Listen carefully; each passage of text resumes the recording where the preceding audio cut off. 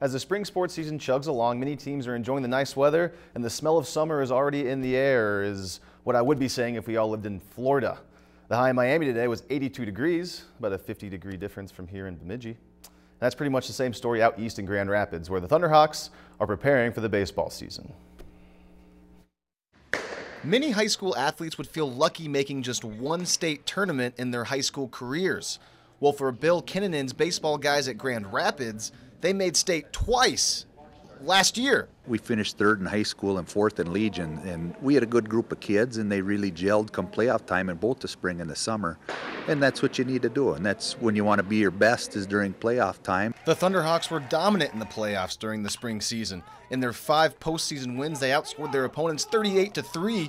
And that kind of offensive output could be back this year. I think we'll be really known for our hitting. I mean, we have our top 5 hitters coming back, and I feel like that's going to be our strong point this year. We hope they swing the bats like they did last year, even improve a little bit. And improved bats may be necessary for Grand Rapids. They don't return much pitching this season, plus their top projected pitchers haven't seen any action yet. 3 of our top 4 pitchers haven't thrown a ball all season yet, so it's going to be a waiting game to get their arms in shape, but we don't need them till the end of May, so hopefully they're ready by then. Those top guys are Hunter Shepard, who's getting his first practices in after battling mono the last couple weeks, and Jake Bischoff and Avery Peterson are out of the state playing hockey.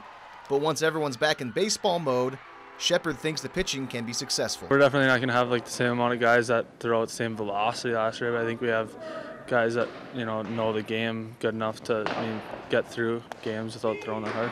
Well, as you can see behind me, the Thunderhawks are still inside now for their 4th week of practice. The snow on their field is now gone, actually, but now frost could be a problem in the near future. They're supposed to start their season in St. Cloud this Saturday, but that's no certainty.